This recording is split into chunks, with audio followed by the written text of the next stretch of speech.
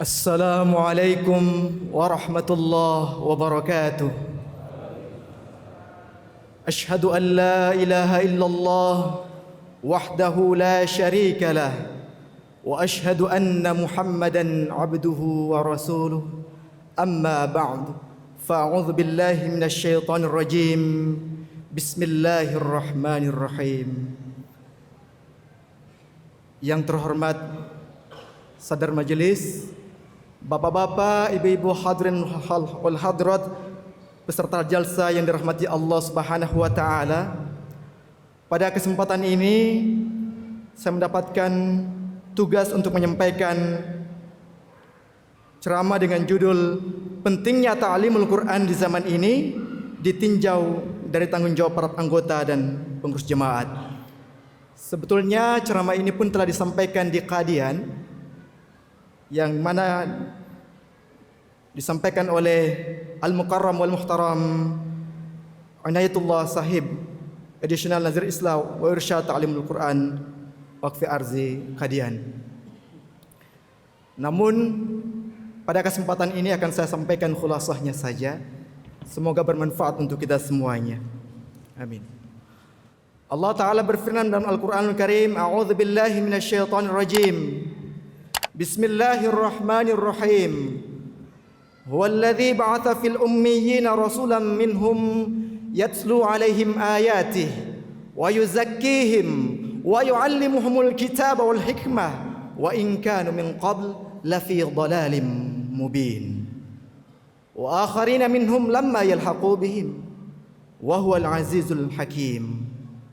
Yang artinya adalah Dialah yang telah membangkitkan di tengah-tengah bangsa yang ummi seorang rasul dari antara mereka yang membacakan kepada mereka tanda-tandanya dan mensucikan mereka dan mengajarkan kepada mereka kitab dan hikmah, walaupun sebelumnya mereka berada dalam kesesatan yang nyata. Dan dia juga akan membangkitkannya pada kaum lain dari antara mereka yang belum pernah bertemu dengan mereka, dan dialah yang maha perkasa, maha bijaksana. Surah Al-Jumu'ah ayat 2-4. Hadirin wal hadirat yang dirahmati Allah Subhanahu wa taala, mengapa sampai Al-Qur'an diturunkan? Itu pertanyaannya. Al-Qur'an diturunkan sebabnya disebutkan dalam ayat tadi bahwa in kanu min qablu la fi dhalalim mubin. Karena sesungguhnya umat pada masa itu dalam kesesatan yang nyata. Oleh karenanya tugas Rasulullah SAW adalah, yang pertama adalah Walladzi ba'atha fil ummiyina rasulan yatslu 'alaihim. Allah membangkitkan Nabi Muhammad SAW untuk apa? Yatslu 'alaihim ayati. Tugas pertama adalah membacakan kepada umat ayat-ayatnya, ayat-ayat Allah Subhanahu wa taala. Itu yang pertama. Tugas kedua, wa yuzakkihim, yakni mensucikan mereka, mensucikan umat. Dan yang ketiga adalah wa yu'allimuhumul kitaba wal hikmah, dan mengajarkan kepada mereka kitab dan hikmah. Semua tugas ini adalah tugas Rasulullah sallallahu alaihi wasallam. Telah saya sebutkan tadi bahwa penyebab sampai Al-Qur'an turun adalah karena umat dalam kondisi sesat. Dalam Al-Quran Allah Ta'ala menggambarkan situasi ini dengan kalimat Zaharul fasadu fil barri wal bahr. Telah nampak kerusakan di daratan dan di lautan, dari kalangan kaum awam sampai yang khawas, yang kecil sampai yang besar, dari ulama sampai umat sudah mengalami kerusakan. Oleh karenanya Allah Subhanahu wa taala mengirimkan hadrat Rasulullah sallallahu alaihi wasallam untuk memperbaiki umat. Ini ketika Allah Subhanahu wa taala menurunkan Rasulullah sallallahu alaihi wasallam yang pada masanya dalam masa kegelapan, lalu Allah taala memberikan kekuatan yang luar biasa kepada Rasulullah sallallahu alaihi wasallam, yaitu dengan mukjizat Al-Qur'an, sehingga apa? Umat yang tadinya dalam kondisi sesat menjadi jiwa-jiwa yang suci. Hadrat Khalifatul Masih Al-Awwal radhiyallahu an bersabda bahwa coba kalian perhatikan Tidak ada nabi manapun yang memiliki keistimewaan seperti yang dimiliki Rasulullah SAW, yaitu kekuatan tazkiyatun nafs. Hanya beliau saja nabi yang ditugaskan wa yuzakkihim, mensucikan manusia, mensucikan umat. Itu hanya milik nabi kita yang tercinta Muhammad SAW. Namun ketika Rasulullah SAW pergi meninggalkan kita, bagaimana nasib umat? Beliau telah mengabarkan bahwa umat hanya mengalami masa keemasan selama 3 abad. Kemudian akan terjadi masa kegelapan. Yang tentu telah kita saksikan di zaman ini pun masa kegelapan. Sebagaimana ketika Rasulullah SAW hadir di zaman kegelapan, maka sesuai janji yang dikabarkan dalam Al-Quran surah Al-Jumu'ah, wa akharina minhum lamma yalhaqu bihim, dan Allah Ta'ala akan membangkitkan kaum lain, mengutus dia Rasul tadi pada kalangan kaum lain, lamma yalhaqu bihim, yang belum pernah berjumpa, yang belum pernah bergabung dengan mereka, kaum Ummiyin. Ketika ayat ini dibacakan di tengah-tengah para sahabat, ada yang bertanya, "Ya Rasul, siapa kaum lain yang dimaksudkan di dalam ayat ini?" Hadrat Abu Hurairah radhiyallahu taala anhu menceritakan, ketika ayat itu diturunkan, ada pertanyaan semacam tadi. Rasulullah terdiam sampai ditanya 3 kali. Lalu beliau bersabda, "Lau kana al-iman", sekiranya iman telah terbang ke bintang Suraya, lana lahu rajulun aw rijalun min haula. Sekiranya iman telah terbang, iman Islam telah hilang, yakni terbang ke bintang Suraya, maka pasti salah seorang atau beberapa orang dari bangsa Salman Al-Farisi. Kebetulan pada saat itu ada Salman Al-Farisi. Lalu Rasulullah SAW meletakkan tangan beliau di atas pundak Salman Al-Farisi, lalu bersabda, sekiranya iman telah terbang ke bintang Suraya, maka salah seorang laki-laki atau beberapa laki-laki dari bangsa orang ini yang akan mengambilnya kembali. Ini kabar bahwa kelak iman itu akan hilang, iman Islam akan hilang. Apakah benar? Rasulullah SAW telah kabarkan hal ini, di mana Rasulullah SAW bersabda, "Ya'ti 'alan nasi zaman la yabqa minal Qur'an illa rasmuhu, la yabqa minal Islam illa ismuhu." Tidak kekal Islam kecuali namanya, wala yabqa minal Qur'an illa rasmuhu, dan Al-Quran tidak kekal kecuali tulisannya. Masajiduhum amirah, masjid-masjid ramai, wahya kharabu minal huda, namun sayang jauh dari petunjuk. Ulama'uhum syarru man tahta adimis sama, ulama-ulama mereka adalah seburuk-buruk makhluk di kolong langit. Min andihim takhrujul fitnah, dari mereka keluar fitnah, wa fihim ta'ud, akan tetapi fitnah itu akan kembali kepada mereka. Ini kabar yang disampaikan oleh Rasulullah sallallahu alaihi wasallam. Kemudian hal ini pun telah disampaikan oleh Al-Qur'an dalam surah Al-Furqan ayat 31. Wa qala ar-rasul ya rabbi inna qaumi ittakhadhu hadzal qur'ana mahjura. Dan Rasul itu berkata, "Ya Tuhanku, sesungguhnya kaumku telah menjadikan Al-Qur'an sebagai barang yang ditinggalkan." Ayat ini merupakan perkataan Rasulullah sallallahu alaihi wasallam, di mana Allah Ta'ala memperlihatkan kepada beliau bahwa kelak umat akan mengalami kerusakan. Islam akan tinggal namanya, Al-Quran tinggal tulisannya, dan ulama menjadi seburuk-buruk makhluk di bawah kolong langit ini. Sekarang kita lihat zaman ini, bagaimana ketika Islam terpecah-pecah, akhirnya terjadi berbagai macam permasalahan umat. Akhirnya umat membutuhkan seorang reformer, seorang pembaharu yang akan menggiring kepada kebaikan, menuju jalan Shiratal Mustaqim. Umat menangis, lalu Allah Ta'ala dengan kurnianya, dengan kasih sayangnya telah membangkitkan Hadrat Imam Mahdi alaihissalam sebagai sosok yang telah dikabarkan oleh Rasulullah sallallahu alaihi wasallam, yakni ketika iman telah terbang ke bintang Suraya, maka salah seorang dari bangsa kaum Salman Al-Farisi yang akan mengambilnya kembali. Dengan kurnia Allah Ta'ala, Hadrat Mirza Ghulam Ahmad Al-Qadiani asalnya adalah dari Farsi, dan Allah Ta'ala telah memilih beliau untuk menjadi Imam Mahdi alaihissalam. Dan di zaman ini beliau kembali untuk menegakkan syariat Al-Quranul Karim, syariat Nabi kita yang tercinta Muhammad Al-Mustafa sallallahu alaihi wasallam. Oleh karena itu, ketika Hadrat Imam Mahdi alaihissalam datang untuk mengembalikan iman Al-Quranul Karim yang telah hilang, maka tentunya di sana terdapat tanggung jawab bagi kita yang telah berbaiat kepada Hadrat Imam Mahdi alaihissalam. Baiat pada Hadrat Imam Mahdi alaihissalam itu karunia besar, bapak-bapak dan ibu-ibu. Karunia ini merupakan Lailatul Qadar bagi kita semuanya. Hadrat Imam Mahdi alaihissalam adalah sosok yang ditunggu-tunggu, yang ditangisi oleh para waliullah, para ulama Rabbani masa lalu. Namun Allah Ta'ala tidak menganugerahkan kepada mereka karunia ini. Allah Ta'ala berikan kepada kita di zaman ini. Di zaman ini.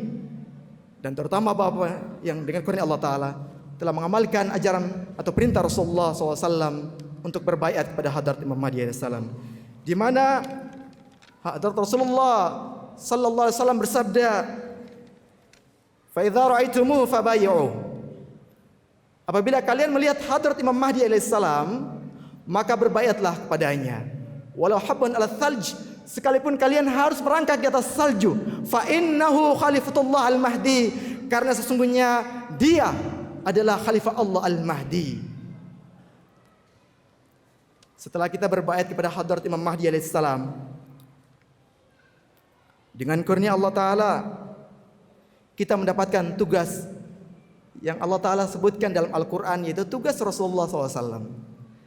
Jadi di zaman ini Allah Ta'ala telah berikan kesempatan kepada kita untuk melanjutkan misi Rasulullah SAW, yaitu apa? Membaca Al-Quran, membacakan ayat-ayat Allah Subhanahu Wa Ta'ala, mensucikan, kemudian mengajarkan kitab dan hikmah. Ini tugas bagi setiap yang mencintai Rasulullah Sallallahu Alaihi Wasallam dan yang mencintai agama Islam dan mencintai Hadrat Imam Mahdi alaihissalam, maka hendaklah memperhatikan apa yang beliau sampaikan.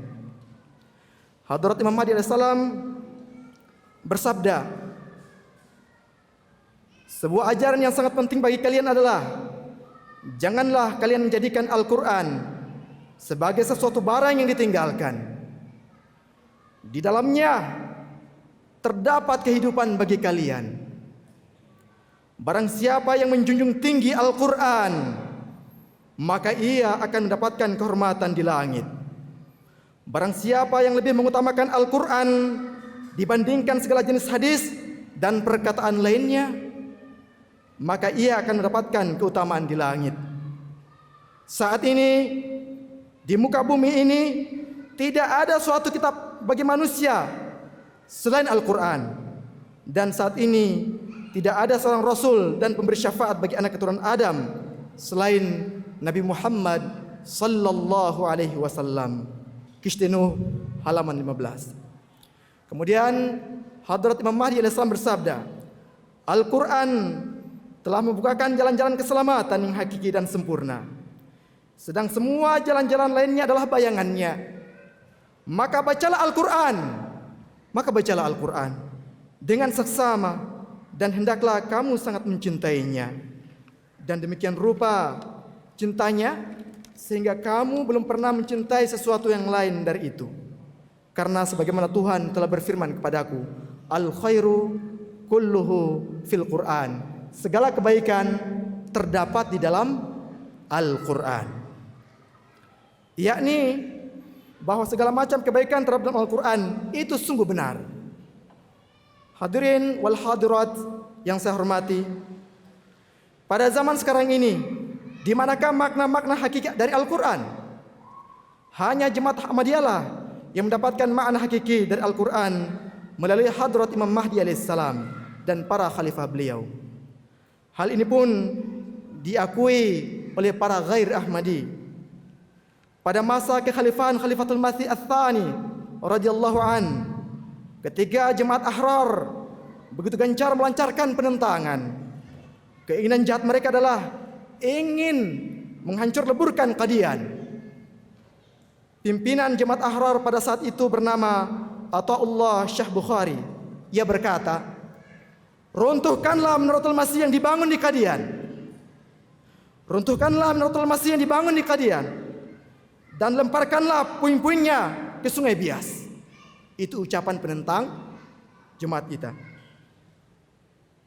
Seorang penentang keras Ahmadi zaman itu, Maulana Zafar Ali Khan, editor surat kabar Zamindar, berkata kepada orang-orang Ahrar yang memiliki niat buruk terhadap Ahmadiyah. Ini penentang juga yang mengatakan. Apa katanya? Wahai kaum Ahrar, dengarkanlah dengan telinga terbuka. Kalian dan para sekutu kalian sampai hari kiamat tidak akan bisa melawan Mirza Mahmud. Mirza Mahmud memiliki ilmu Al-Quran. Kalian tidak memiliki apa-apa. Apakah ada di antara kalian yang bisa membaca satu huruf yang paling sederhana sekalipun dari Al-Quran? Di dalam mimpi pun kalian tidak pernah membaca Al-Quran. Kalian sendiri tidak mengetahui apa-apa. Apa yang akan kalian katakan kepada orang-orang? Untuk menentang Mirza Mahmud, malaikat pun tidak akan sanggup melakukannya. Saya tidak bisa berhenti dari mengatakan kebenaran. Saya ulangi, untuk menentang Mirza Mahmud, malaikat kalian pun tidak akan sanggup melakukannya. Saya tidak bisa berhenti dari mengatakan kebenaran. Saya harus katakan, jika kalian ingin melawan Mirza Mahmud, maka pertama-tama pelajari Al-Quran. Persiapkanlah mubalik. Selenggarakanlah madrasah yang mengajarkan bahasa Arab. Khofnak Saziz halaman 195 sampai 197 dikutip dari Tarikh Ahmadiyah jilid 6 halaman 513. Ini ucapan penentang Jemaat Ahmadiyah. Hadirin yang saya hormati, Hadrat Masih Maud Al-Salam memberikan nasihat kepada para anggota Jemaat Ahmadiyah mengenai membaca Al-Quran, mempelajari terjemah dan tafsirnya, serta mengajarkannya kepada orang lain. Beliau radhiyallahu an bersabda,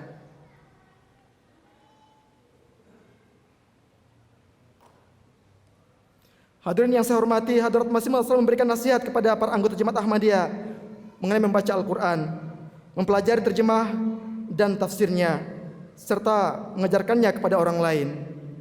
Sebagaimana beliau alaihissalam bersabda, setiap kita hendaknya selalu ingat dan berusaha supaya istrinya, anaknya, keluarganya dan tetangga-tetangganya semuanya mengetahui terjemah Al-Quran. Jika seperti itu, maka di kalangan kita akan tercipta kesetaraan tingkat pemahaman keagamaan yang secara khusus akan bermanfaat bagi kemajuan rohani Ahmadiyah, bagi kemajuan rohani Jemaat Ahmadiyah. Karena orang yang memahami Al-Quran, maka dia pun akan memahami tanggung jawabnya, terhindar dari perbuatan-perbuatan aniaya, dan akan berusaha untuk meraih kebaikan-kebaikan. Pada dasarnya, tujuan kita adalah menegakkan ajaran Islam. Kemudian Huzur bersabda, jika setiap kita memahami Al-Quran dan setiap orang dari jemaat ini mengambil faedah dari harta kekayaan tersebut, maka kita akan menunaikan tanggung jawab kita dengan sangat baik. Kemudian hendaknya juga dipahami, jika semua orang memahami Al-Quran, maka illa masya Allah akan banyak kejahatan-kejahatan, kezaliman, kekacauan, dan pertengkaran-pertengkaran yang berkurang dengan sendirinya. Karena di mana ada cahaya, maka di sana kegelapan tidak akan bisa tinggal. Bagaimana mungkin Al-Quran Majid yang merupakan lentera Tuhan, ia menyinari suatu rumah, tapi di sana masih tersisa kegelapan. Jika Al-Quran masuk ke dalam hati kita, maka segala kegelapan akan mulai hilang dengan sendirinya, dan benih kebaikan dan ketakwaan akan sedemikian rupa disemaikan sehingga keturunan yang akan datang pun akan terwarnai oleh warna tersebut.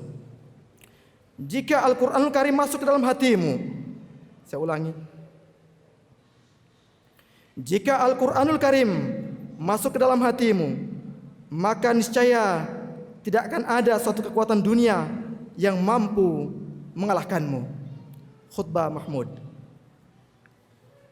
Hadirin yang saya hormati, dengan memperhatikan penting dan perlunya Al-Quran di zaman ini, Hadrat Khalifatul Masih Ats-Tsalits rahimahullahu ta'ala di masa kekhalifahan beliau telah mendirikan Nazarat Ta'lim Al-Quran dan Wakaf Arzi untuk lebih mengembangkan lagi program-program daras yang mengajarkan membaca Al-Quran, menerjemahkannya dan menafsirkannya.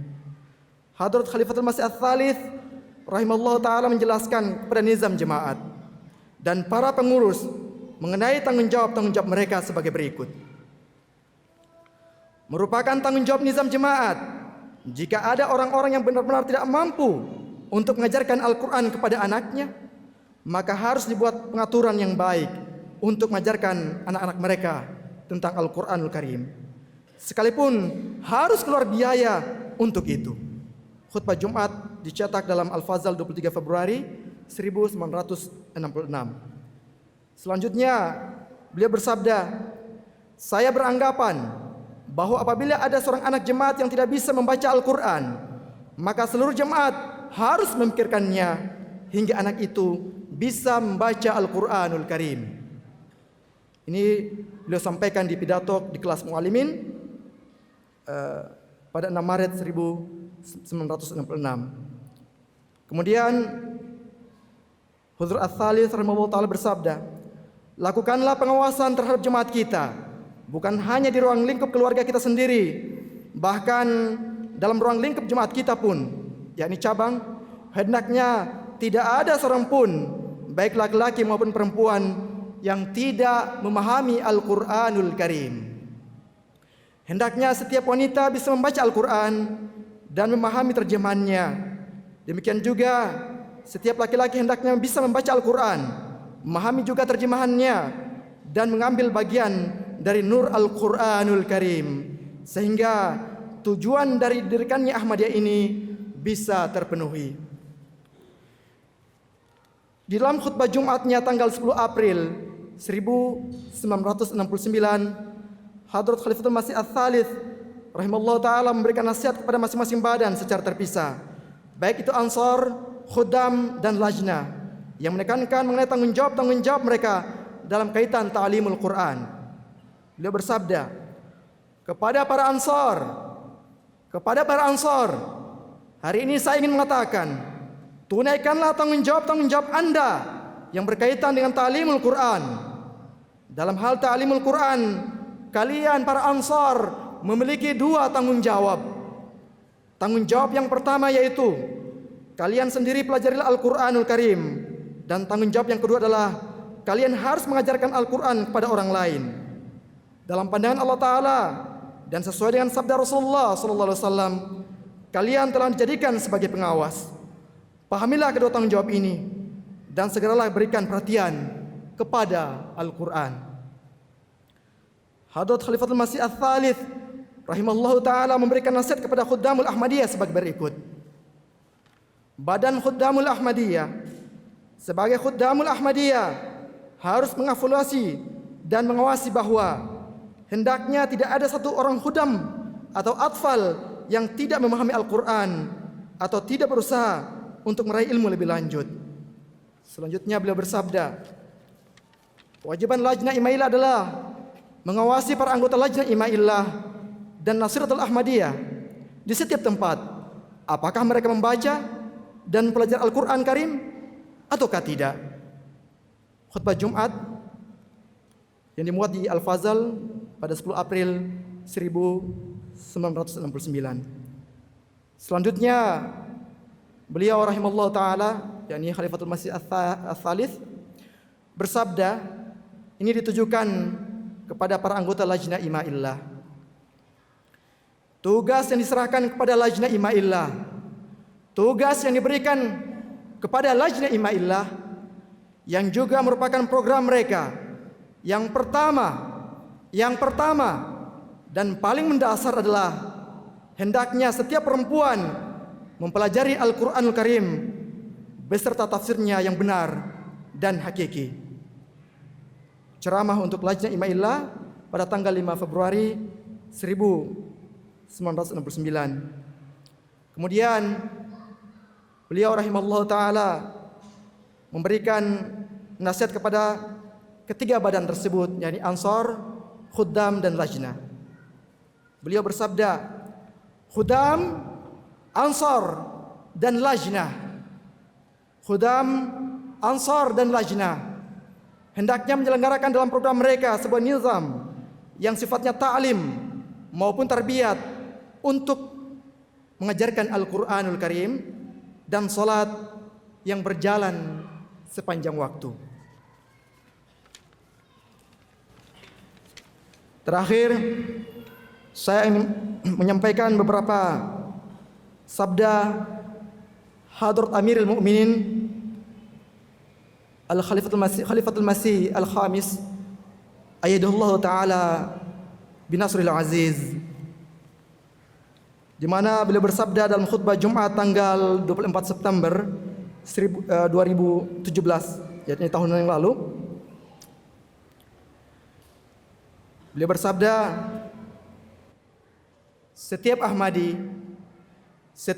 hendaknya memikirkan hal ini, bahwa mereka sendiri hendaknya memberikan perhatian terhadap membaca dan menilawatkan Al-Quranul Karim. Demikian juga dengan anak istri mereka. Kemudian bacalah terjemahannya dan bacalah tafsir Hadrat Masih Maud alaihissalam. Jika kita tidak membaca Al-Quranul Karim dengan cara seperti ini, maka kita harus memikirkannya. Dan setiap orang harus dan merenungkan tentang diri mereka, bahwa setelah dinyatakan sebagai Ahmadi, bukankah dengan tidak mengamalkan hal-hal tadi akan membuat mereka jauh dari Ahmadiyah?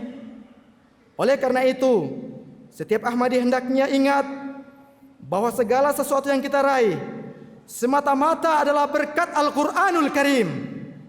Sekali lagi saya ulangi, huzur menekankan, oleh karena itu setiap Ahmadi hendaknya ingat bahwa segala sesuatu yang kita raih semata-mata adalah berkat Al-Quranul Karim. Dan keberkatan itu hanya ada dalam pengamalan perintah-perintahnya. Dalam ijtima Majelis Ansarullah Jerman tahun 2014, huzur bersabda, untuk memahami perintah-perintah itu adalah penting untuk menelaah dan membaca Al-Quranul Karim. Hendaknya terdengar tilawat Al-Quranul Karim dari setiap rumah. Hendaknya terdengar tilawatul Quranul Karim di setiap rumah. Dalam ijtima Majelis Khuddam Al-Ahmadiyah Jerman 2004, beliau bersabda, setiap orang harus mewajibkan bagi dirinya untuk membaca Al-Quranul Karim setiap hari di pagi hari dan tidak keluar rumah sampai mereka menyelesaikan membaca 1-2 ruku. Nah, terkait mengenai hal ini, beliau menyampaikan di waktu pagi dalam sebuah tanya jawab dengan Hadrat Khalifatul Masih Al-Khamis ayyadallahu ta'ala binasrul aziz. Ini diperhatikan, ada seseorang yang bertanya kepada huzur, bagaimana huzur menjalani hari-hari huzur? Huzur menjawab, saya ambil sebagiannya saja. Huzur menjawab, pertama-tama saya bangun dan saya laksanakan salat nawafil, yang tahajud. Kemudian setelah di sela-sela tahajud itu, setiap selesai baca tahajud 2 rakaat misalkan, beliau membaca Al-Quranul Karim. Kemudian lanjutkan lagi, tahajud lagi, kemudian membaca Al-Quranul Karim lagi. Sampai salam, kemudian begitu sampai selesai. Setelah itu semuanya apa yang dilakukan huzur? Sambil menunggu waktu fajar, waktu subuh, salat subuh, huzur membaca doa-doa al-masnunah, yakni doa Al-Quranul Karim dan doa-doa Rasulullah sallallahu alaihi wasallam. Jadi ingat bagaimana kebiasaan huzur setiap hari. Ini beliau sampaikan. Oleh karenanya beliau sampaikan juga penting tentang membaca Al-Quranul Karim di waktu fajar. Karena membaca Al-Quranul Karim di waktu fajar, beliau sampaikan juga wa Qur'anil fajr. Inna Qur'anil fajri kana mashhuda. Membaca Al-Qur'an di waktu fajar itu disaksikan langsung oleh Allah Ta'ala. Oleh karenanya setiap kita bagi anggota jemaat, para pengurus yang mencintai agama Islam, mencintai Al-Qur'an Al-Karim, hendaklah kita mengamalkan apa yang Allah Ta'ala telah perintahkan kepada kita, terutama ta'limul Al-Qur'an Al-Karim, membaca Al-Qur'an Al-Karim. Dan seperti yang Huzur contohkan tadi, hendaklah kita berusaha bahwa kita ketika bangun kita laksanakan sholat tahajud, kemudian kita baca Al-Qur'an Al-Karim sampai selesai di sela-sela sholat kita.